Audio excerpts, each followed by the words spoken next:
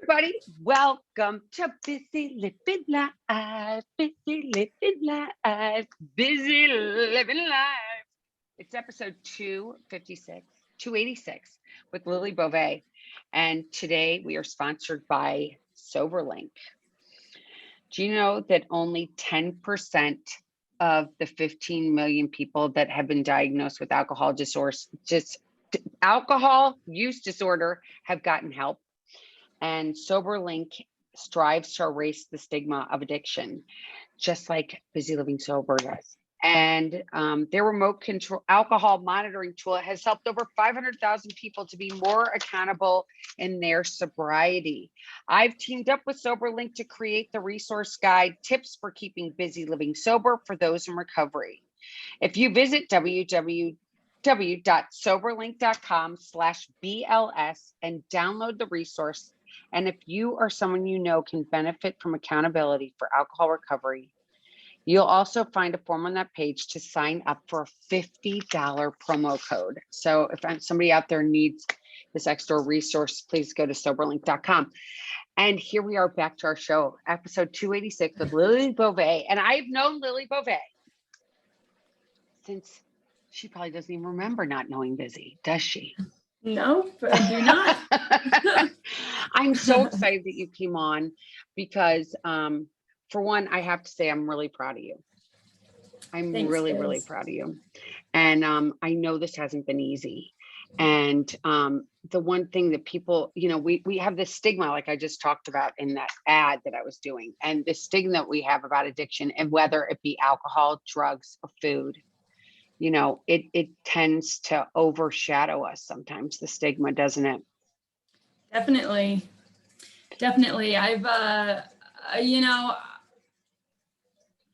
I started probably struggling with an eating disorder at its core, as far as having symptoms and stuff, my sophomore year of high school. I had just started, my freshman year, I joined the crew team at Conestoga, which was a great experience. But they had us exercising a lot and, keeping track of our food and all this stuff to help our performance, I guess. And with, paying attention to what I was putting in my body, and then with all the exercising that they had us doing, I saw how I could kind of control my body shape, and from there things just took off, and I became super obsessive about it.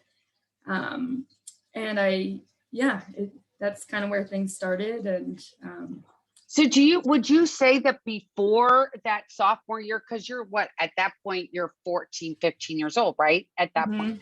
And I know as a little kid, you didn't really worry. Did you? I mean, I don't remember it ever being an issue, especially your mom and I. We've never made it an issue for you guys what you ate, did we?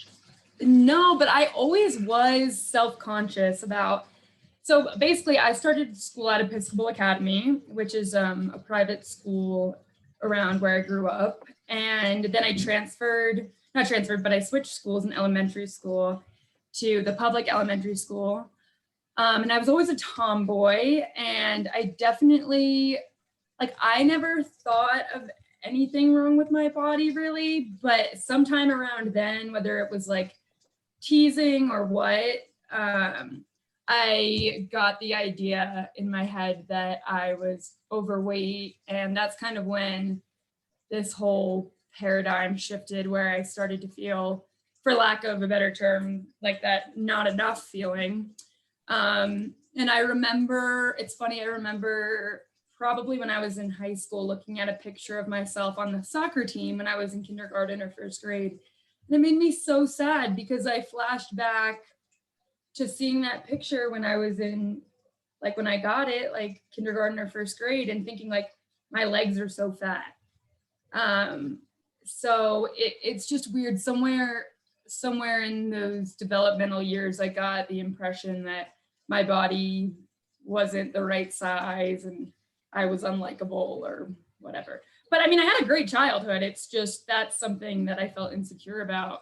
And then something when I started crew, that's when I was able to, that was the first time I was able to change change my body in a way that felt really cool. And I remember I became obsessed with stepping on the scale. Like I would step on the scale multiple times a day, which is funny because we never even really had a scale growing up. And then I think my mom got one randomly, like just to, I don't know, she was talking about, she had twins when she was 40. So maybe that was something that reason she got, I don't even remember, but yeah, I would get on the scale multiple times a day.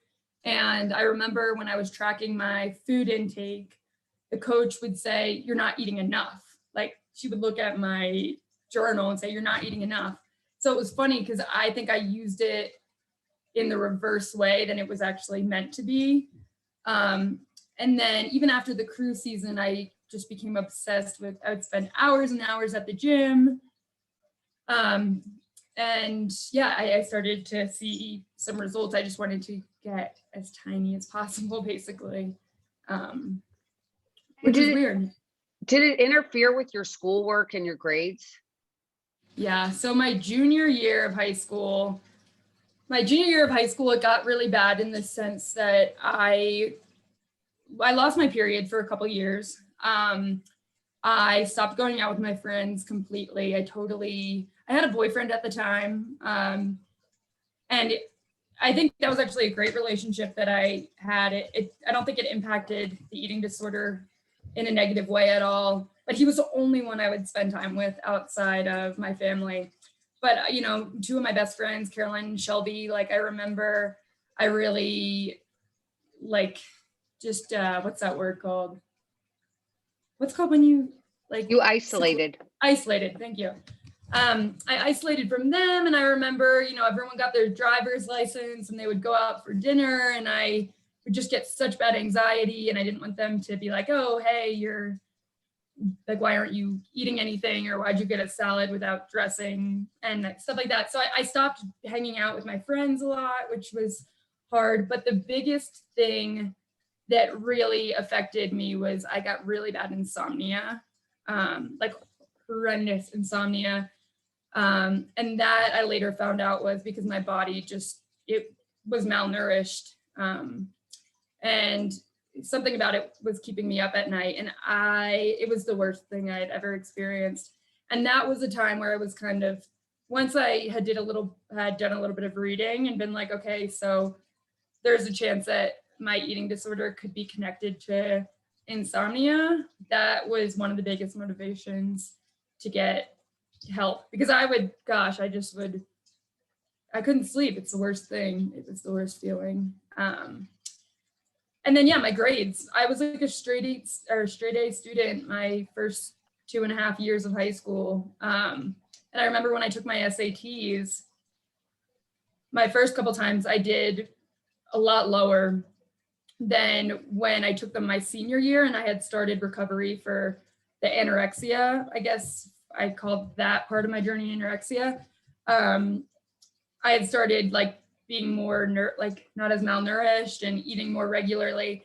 And it was so crazy. My scores went up like 200 points. And I remember my mom and I just looking at them and being like, wow, a lot of this must have been due to the fact that you were unable to focus. I was cold all the time. Like, it was just brutal. But I also didn't want to give it up. So that was kind of the first leg of the eating disorder.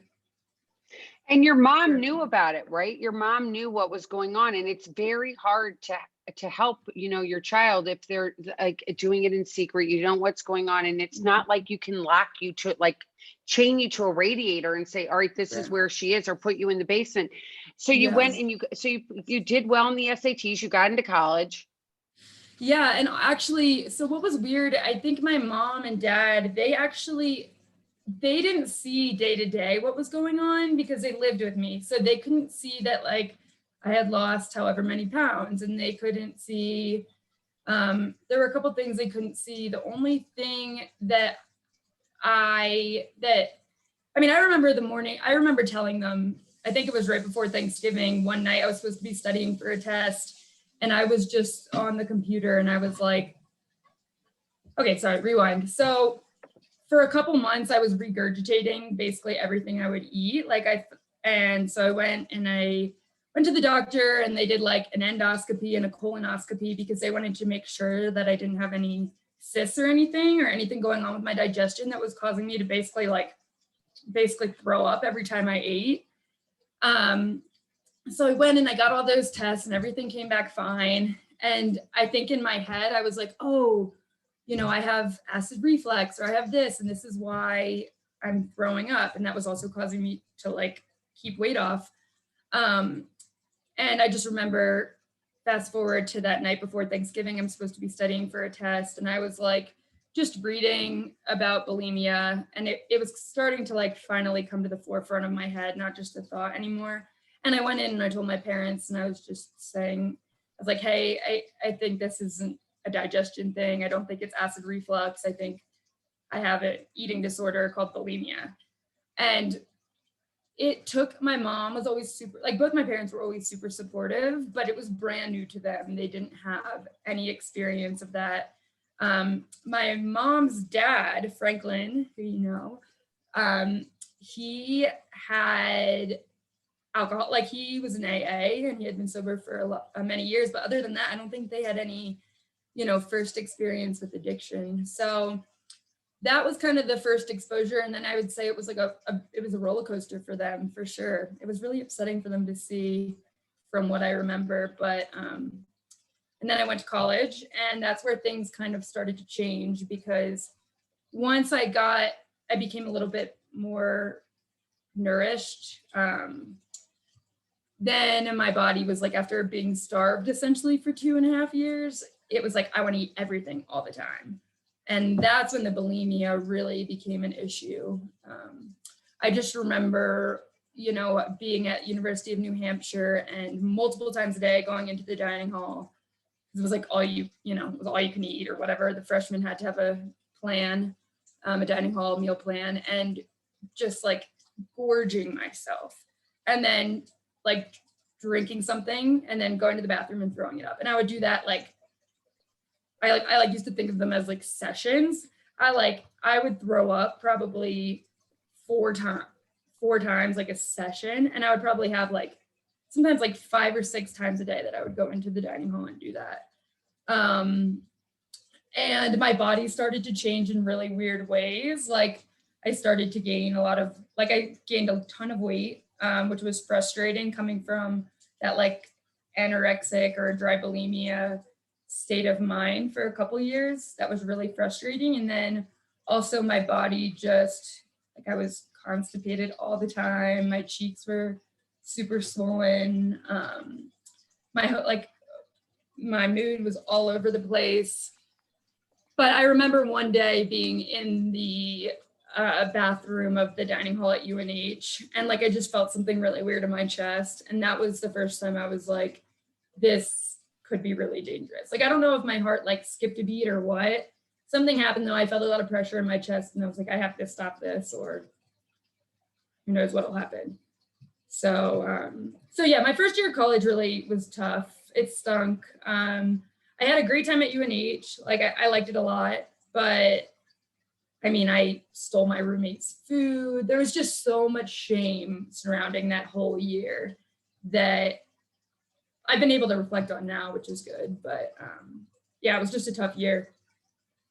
And you ended up, nothing, you didn't have a heart attack or anything. You continued. And so then comes summertime and you decide, I'm not going to go back to school. And you decide to stay home. So the goal actually was to go back to school. I wanted to go back to UNH. Like by the end, I had found like I had made some good connections, and I was getting to ski in the winter time in their ski club, which was fun. So the idea was, so I started seeing a normal therapist, like a normal eating disorder therapist.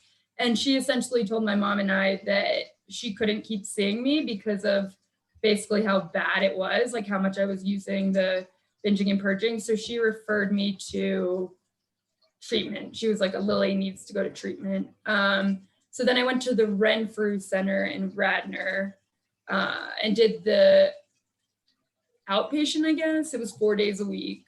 So I did that all summer, and it helped a little bit. I mean, it definitely, looking back, it was definitely an important part of my journey, but I don't know if that's what stopped it, you know, I don't, because I still struggled for years and years after that. And that's what, you know, in those years of struggling after treatment, that's kind of a point where I became pretty hopeless, because it was like, okay, am I ever going to be able to experience life without binging and purging? And but no, it was a good starting point for sure. But I'm sure that this therapist saying to you and your mom, "Oh my gosh, I can't help you. You have to go to treatment." You're like, "Well, and you know, sometimes people know that sometimes I say curse words here, and you're probably like, holy shit, there's got to be something majorly wrong with me now, because now this therapist is supposed to be able to be magic and fix me is like, oh no, you're gonna go here." So you go to outpatient 4 days a week, and you're living at home, and you're trying to have a normal life, right? And you're going here 4 days a week, and you're getting a little bit of like, okay, talking to these people you don't really know, and this is kind of weird. It was a lot of group therapy. A lot of group therapy. And what I struggled with a little bit with it, and I don't know if they've changed this framework, but a lot of it seemed to be focused on like a lot of the group discussions around eating disorders and like topics seem to, you know, revolve around anorexia. Like that's how I was interpreting it, because it was talking about fear of food and stuff, and like topics like that, and how to deal with those sorts of things. And I was like, I'm scared of food still in some ways, but at that time I remember wishing there was a little bit more of a curriculum geared towards bulimia, or maybe like if they had separated two groups, like people that struggled with, it's all intertwined, like for sure. But yeah, I do wish, at the time I wished that like we could talk about binging and purging more, rather than, oh, not eating for 2 days. The other thing that I found really hard, and I know my mom struggled with this as well, at first, when I saw that first therapist that I was talking about before, who was lovely, wonderful. And then at Renfrew was, well, I take that back. The first therapist I saw had experienced an eating disorder and had recovered from it, which was really hopeful to hear, because when I was at Renfrew, after that, I had the therapists, I don't think they weren't able to disclose their story. And this being like a brand new thing to my mom and I, and my dad, but it just felt like we had never heard a story of hope or recovery really, outside of my first therapist. And she was super helpful, but I think she even struggled with, I don't think she struggled with bulimia, but there just wasn't any success stories that I could find talking to anyone, which made me feel like, okay, maybe I will be living with this forever, and I just have to learn how to live with it. And that stunk, because that was just like having to exist like that, even when it became more and more spread out, it was just such a vicious cycle, which I can imagine a lot of people feel with drinking. And it just felt hopeless at some points. But one day at Renfrew, they had a speaker come in, a guest speaker, and she actually had recovered from an eating disorder. I think it was bulimia. And she came in and spoke at like this nighttime meeting or whatever. And that was the first time I was like, okay, this is really cool. Like this girl is saying recovery is possible, and that's incredible. And that's like enough for me at this point to like continue to work towards that, if that makes sense. Oh, totally. And not only this, but you're 20 years old at this point. You're 20 years old. You were almost 21, right? I think I was 19. You were 19, probably. I might have even 19. been 17, yeah. Yeah. I mean, I know you were young. So being this young person, and I wanted to do a shout out really quick to Franklin, because he was, I mean, God, oh my God, he was the best. He inspired me to get sober, and he always held my hand, and he just passed away. And he was the best. They don't make him like him anymore. And to Franklin, but he was great. But not to deflect, I think that being 19 and having this sense of hopelessness, and I do want to do I want to mention something here. I mean, more people deal with this anorexia and bulimia than anybody ever knows, because it's a really quiet thing. You know, people do it all the time. It's all over our society, and it's so hushed. And I could say that it's even more hushed, and there's more shame around that than alcohol and drugs, I think, because so many people are focused on the alcohol and the drugs, and they don't deal with the food. I mean, I know people that have not had have had alcohol problems, and their alcoholism went into bulimia and anorexia, right? Because it happens all the time. Yeah. Yeah. And I think something that was kind of another reason, like I had known a lot of, my dad would always, say, Franklin is recovered. You can do it. But something that was hard for me to wrap my mind around was I couldn't just never walk into a bar again. Like I feel like I would have I don't know. I think I may have, like, if I could never have food again, like, I love food, don't get me wrong, but like if it was something I could just cut out and stay away from, I think I would have had a lot easier time. It was then, being at a holiday and having there be like a big buffet, or babysitting and like having put the kids to bed and like sitting there and saying like, okay, don't binge. It wasn't just this thing like, okay, I need to stay away from this one thing, because a lot of times what would trigger my binges is I would just overeat a regular meal, and that feeling of being like over full would just trigger this switch in my mind, and it was like, I'm going to keep eating, and then I'll go throw it up and it'll be fine. So it's tough when it's something that you have to face 3 times a day, at the minimum. And I think there is a lot of shame around it. And, there's been more awareness now that not all body types, not all people with an eating disorder have a certain body type. Like when my eating disorder was the worst, I did not look like I was about to keel over and die because I was so thin.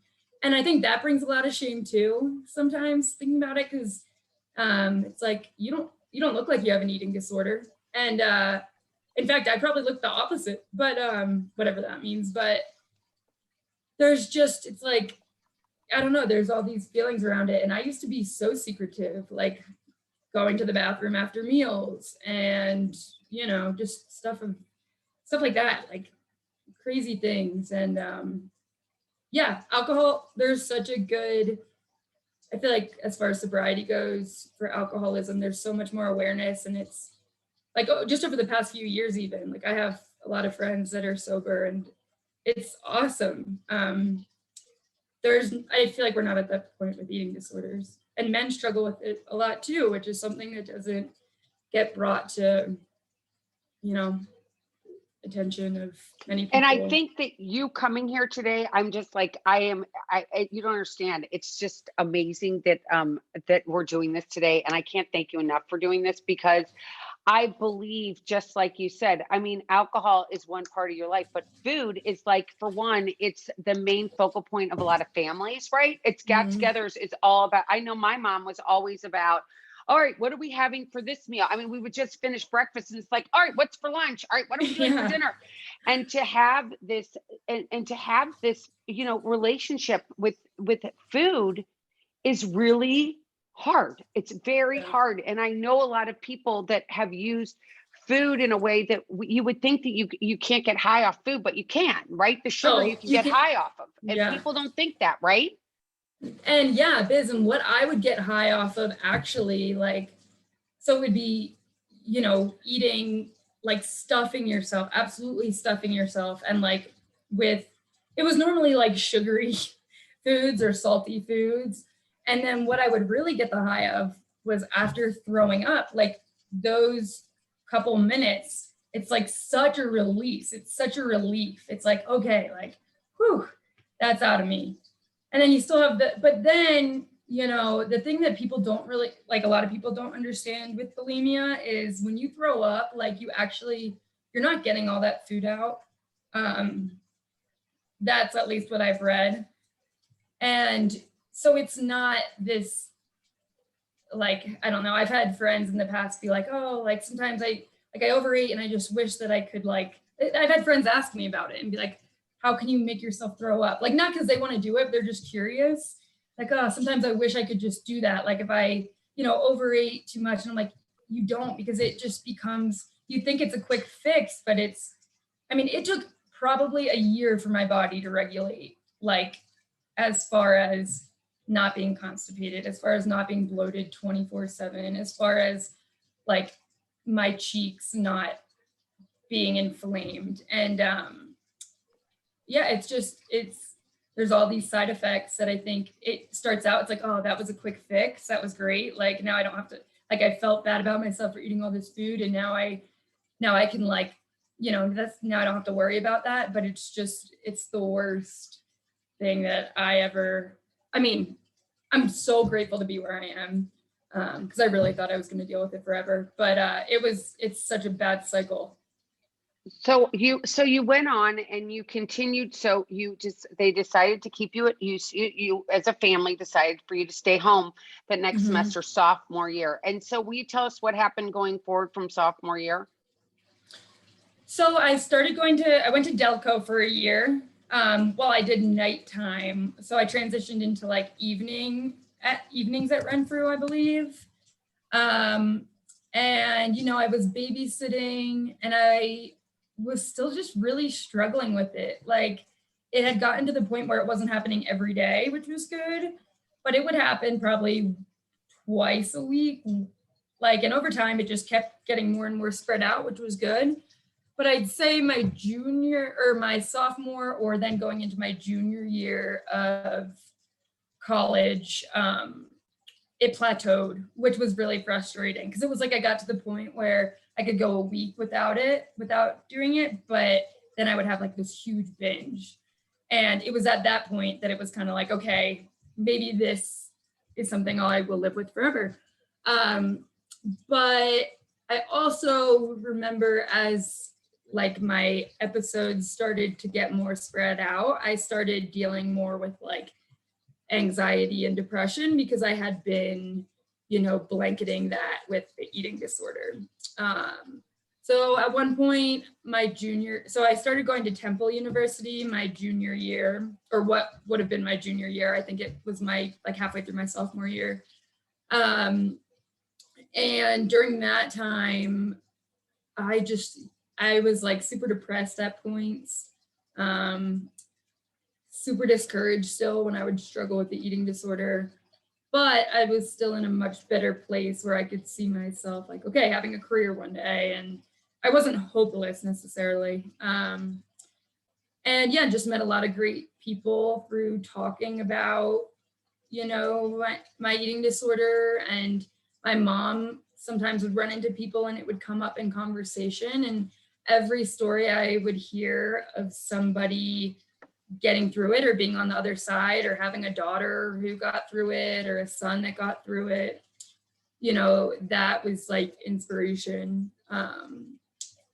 And yeah, I graduated college, which is good. For a while, it was tough to like live on my own. I was living with roommates for a couple of years, and that was tough because as I mentioned, that happened at UNH. Sometimes I would like eat their food and have to replace it, or like clog a toilet from growing. Like it just brought on so much shame, and so much of it was like sneaky.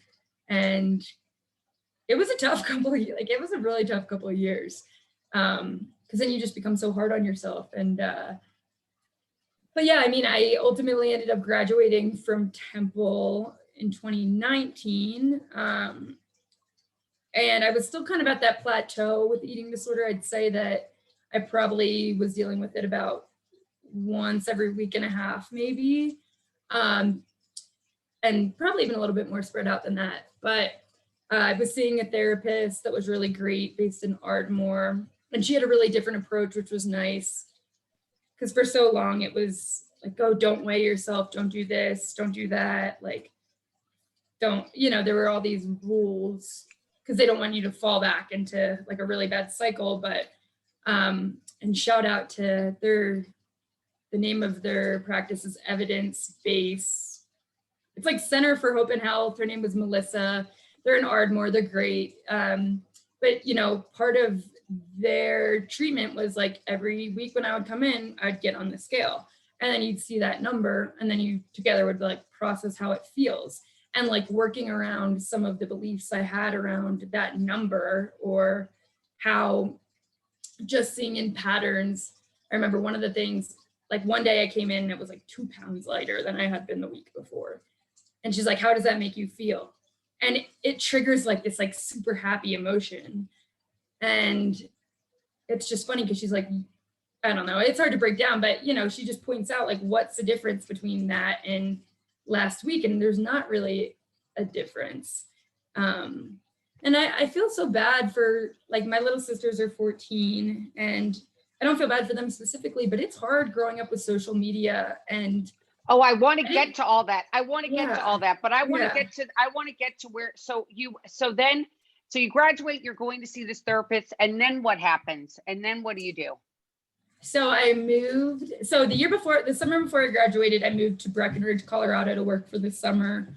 I had always thought that the mountains, like I would really enjoy the mountains. So I moved out there, worked there for a summer, and the eating disorder, I was doing pretty well with it. That was the first time I started to see like drinking kind of affecting my eating disorder, because I would drink a lot and then come home and binge to sober up and then throw up. So that was the first time I kind of experienced that, where that could kind of go hand in hand, that co-addiction.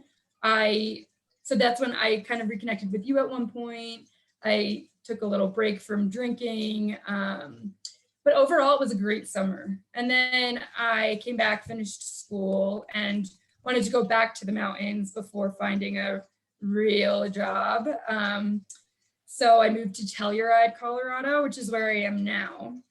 And something about it out here has just been, I don't know if it's like not as much emphasis on like how I interpret it as like looks and stuff, even though that could definitely be in my head, but just being able to be active most days and enjoy the scenery. The mountains are pretty humbling. So somehow I'd say being out here, my eating disorder has become almost a non-issue, which is really incredible. So how long has it been since you've had how long have you gone? So I had a little bit of trouble around right before the holidays. But now I go like months without struggling with it. And it's hard to say, like I made a post on Instagram a couple weeks ago, or a couple days ago, or whatever, last week. And it's hard to be like recovery. Like, I don't want to be like, oh, I am fully recovered, because it is still a thought sometimes. And like when I drink, it still can be a thought. And when I'm at a holiday or a big meal, like it can still be a thought. But the ability to be able to sit through it and not go act on it every time, and then not feel that shame the next morning, is just incredible. Like, I truly thought that my world would revolve around food for the rest of my life. And it just doesn't, which is really cool, which is what I like would want people to hear. And I truly believe now that there's going to be a point, like I think I might always have a little bit of the obsession, just like those thoughts around food, or more, it's more so body image now than around food. Like, I used to be terrified of bagels. Like, I would not eat a bagel. And like, I just had a bagel for breakfast this morning. And like, it's like, I laugh with my mom a lot, and I'm like, gosh, it's so nice to get through a holiday and not be in my aunt's bathroom, which like is kind of disturbing, but like that's what would happen. And it just, it's just incredible. Like, I feel so grateful, and I don't, my family's been super supportive, and my mom, like, I think my dad had a hard time of understanding like why I couldn't just stop, but I mean, they were both there the whole way, and it's just really cool to be where I am. And like I said, to share that message that like recovery is absolutely not linear. Like, there were weeks that I would do really well, and then there were weeks that were the worst weeks of my life, it felt like. And for a while, I wished that my boyfriend was like, don't go on there and ramble. And I'm rambling. But there was a time that I wished that I had just gotten help right after the anorexia, that I never had to deal with the bulimia, because the bulimia felt so much more like it felt like it changed my body so much more, did a lot more damage to my body. And that was really frustrating. But at the end of the day, having like gone through both of it, I think I don't know. What doesn't kill you makes you stronger, number one. Yeah. Number two, there's a promise in AA that is you will no longer regret the past, nor which just shut the door on it. Yeah. And there are so many things I want to bring up. So are you ready? Because here goes Bizzy on our talking side. So when you were talking about your feelings that came up, it's such an inside job, just like alcoholism, right? Like, because alcoholism, it's, I haven't had a drink in almost 16 years, but to say I haven't thought about it would be a lie, right? Like I say, if I think about it. I mean, I was telling somebody, I actually have told a lot of people this, a couple of weeks ago, I was going through a really hard time, and I like to go to in-person meetings, but because of COVID, I couldn't go. And I went to the doctor, and I'm like, yo, dude, can I get a blunt? And they're like, what? And I'm like, yeah. And I never even liked smoking weed, but I was like, but I wanted those feelings, right? It's the goddamn feelings that get overwhelming, right? And it's just like, oh my gosh, these feelings, what can I do? I just want to make it go away. And the euphoria that you talked about, when you get sick, it's like, oh my God, these endorphins just came up, right? These endorphins, I feel so much better. And it's so fleeting, right? It's so fleeting. It's just a matter of minutes, not hours and days. And I want to tell you, I don't know if you probably do not watch, and I'm a glutton for punishment, but I do watch the Housewives of New Jersey. And, one of these, and it's interesting because last week on their episode, one of the cast members, it was at Renthrough. She went through because so she has been dealing an eating disorder for her whole life, and she has kids, and her kids are like, wait a minute, why does mommy always only eat a certain portion of food? So I think that the stigma is starting to be, people are starting to talk about it, which is something that needs to happen today. Do you agree? It's absolutely, it's something that needs to be like publicized. It needs to, because it's such a secret thing. I mean, it's kind of like being at home and driving down 252 and seeing the big rehab poster on the side of the big rehab billboard. I mean, I couldn't drive 15 years ago, but I know as a kid, I don't remember seeing big rehab billboards on the main line. But it's stuff like that might get someone to think more about what they're going through and that they're not alone. And, like I said before, my experience with an eating disorder, I mean, I'm sure like the obsession part started before high school, like the body image, the overeating, the feeling shame, and people, like the fact that it's on the Housewives, I think is really important. Like there needs to be more exposure around it. And we don't have that yet. And especially for males, because so many people struggle with eating disorders. And there seems to be a good awareness around it, as far as like around athletes, because a lot of athletes struggle, it sounds like, from like what I've read. But men, like the shame that I felt bringing it to the attention of my parents, or, even like bringing it to the forefront of my brain and like realizing, okay, I have an eating disorder is, I mean, for a man, who wants to admit that they're like, that's not the manly thing, being worried about how you look, but I've seen it. I have a couple friends that are guys out here that have struggled with bulimia, whether it was for wrestling or whatever. And it's just tough. And the fact that, they're showing that on the Real Housewives, I think it's important. Like, I remember I found this YouTube series and I sent it to my mom. It was called Binge. And they had a couple episodes of it on YouTube. It was like an independent project. They never finished, I don't think. But I sent it to my mom, and it was kind of this dark comedy. And I was like, Mom, this is the most real depiction of what I've gone, like what it's like to have bulimia than I've ever seen in my entire life. And I sent it to her, and like, I found so much joy out of watching it, because I was like, if this were brought to like a television, like TV. It would help so many people, I think. But she couldn't stand watching it because it was really upsetting to her. But there's something to be said for the people that are going through it to like see that and just realize they're not alone. It's like amazing.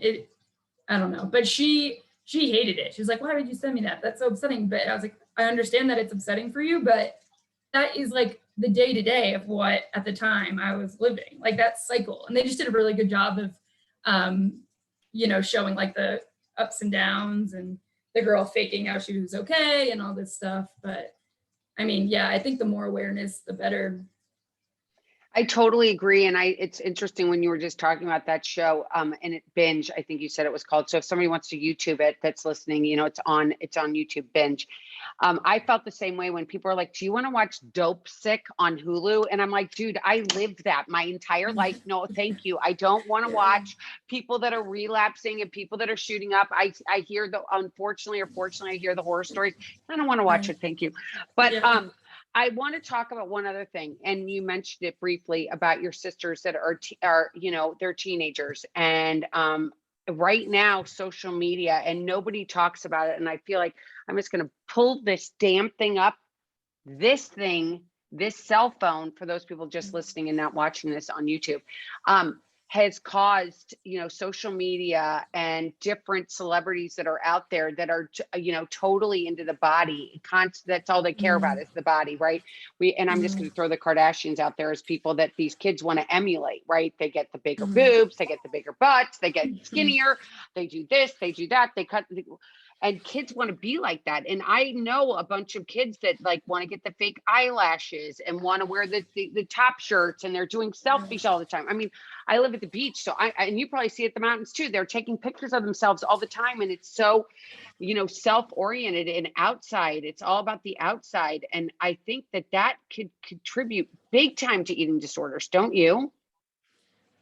Definitely. I mean, to be completely honest, like I'm sure my boyfriend would say that he's 10 years older than me. So he's a little bit of a different generation, but I find myself doing that all the time. I find myself taking, which is something that, I've gotten better with, but taking pictures of myself in the mirror and then like scrutinizing the crap out of it. And then, or, we just went on a ski trip and I was like, take a video of me, like, cause I want to see like how good I've got, like how much better I've gotten skiing, if I've gotten better, whatever. And then I go and post it. And so I think, I don't want to sit here and say I don't struggle with that, because it's not true. And I think a lot of people, if there are kids out there that don't have social media, like, so I took a week and a half off of social media. I deleted my Instagram. It was the best thing I've ever done. Then my friend got engaged and I was like, I need to see like everything. And, so I re-downloaded it. But anyway, so I think that just the amount of time we spend taking pictures of ourselves, and then it always gets me the amount of time I spend like choosing what photo to post, because it's like, it's just insane. It like I'll spend freaking an hour like cropping a photo, not changing my body, but like cropping it or putting like a light filter on it or like coming up with a caption on it. But anyway, as far as kids seeing thin, like. But I want to interrupt really quick, because I believe, and Kent, Hadley, and Henry are all the same. My three kids, for those listening, are the same exact age as you are. And Hadley, all the time, my daughter always she's like, Mom, I'm getting off that stuff. And she goes on breaks as well. But you guys were like at the beginning of this. You guys didn't even really have Snapchat. I mean, I think when you guys were like, I mean, how old were you when Snapchat and all this? You guys were at that, like. I think my first post on Instagram was like my junior year of high school. So we had those, the twins aren't even at their junior year in high school. And it's sad because I don't even think that they realize the body comparison and stuff. Like when you're looking at even your friends, like it doesn't even have to be a celebrity, but you see someone in a bikini or whatever, it's hard not to have those thoughts of comparison. And that, and you there's constantly ads for workout programs and this and that. And I just think, like, if I had grown up with that in my face as a middle schooler and like beginning of high school, like they weren't that great at ad targeting in the beginning of high school, but I have no idea what would have happened. Like I would have got the amount of time I get sucked into my phone now. Like I can imagine I would have horrible social anxiety just from how much time I would have spent on that dang thing. Because it's addicting. And then you just start stalking, you know, your ex-boyfriend's girlfriend and you're like, oh, she's so thin. Like it's just, I don't know. The whole thing is crazy to me. And I think it's, people say, you know, social media isn't all bad. And I believe that. And like you can follow really inspiring accounts, which is good. But I just think all the potentially harmful stuff that comes with it, like in a perfect world, I think it totally isn't worth it.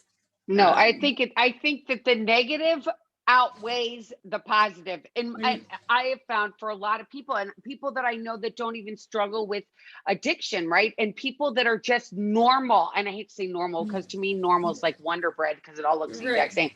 But you know, I feel like some people, they look at it and they're like, oh, I wasn't invited to this party. Why wasn't invited to this? That part just, like is the whole psyche. So I think this is just like getting out there. I hope that this is just the beginning of people getting out there and talking about this. And I really would love for you to come back on. If people want to reach out to Lily, you can reach out to me at busylivingsober.com, at busy@busylivingsober.com.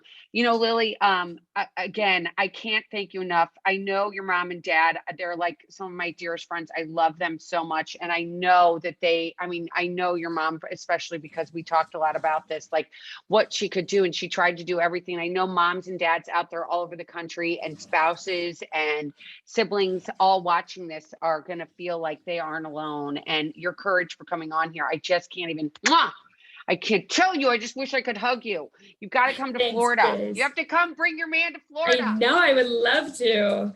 And honestly, Biz, I just want to say one more thing. Like, if anyone wants to have a conversation, like, again, that is like what helped me. So if anyone ever needs my phone number or anything, or just wants to hear about someone that's like, I like to consider on the other side of it, don't hesitate, because that is, you know, that's what kept me going for sure, which is great. Well, I'm going to put your Instagram tag. We're not going to put your phone number or anything like that on there because we don't want anybody to just call you. But we will put your tag on there from Instagram. And it's so important. I can't even tell you how important this is, because I know a lot of people that have battled this a really, really long time. I know someone that just nobody knew. I mean, she would go to Wawa, you know, and just buy a ton of crap and just go home and just make herself. I mean, it's just like alcoholism, right? It's just another thing to put into our body and, you know, take us away from these thoughts. And to know that there is a solution is huge. And congratulations to you. Thanks, Biz. Thank you for having me on. I love you so much. Busy Living Life. Is it Busy Living Life now? Busy Living Life, Busy Living Sober. It's also awesome. And thanks again for being on. Big kisses. And you guys can watch us on YouTube. You can follow us on Instagram, on all those social media. I don't do it anymore like I used to because, like you, I'm kind of sick of it. And you know, I don't really give it. Obviously, I don't care what I look like. Look at me today. It's crazy. But until next time. Oh, thanks, honey. Love you. And until next time, keep getting busy, living sober. Bye-bye, everybody. Take care.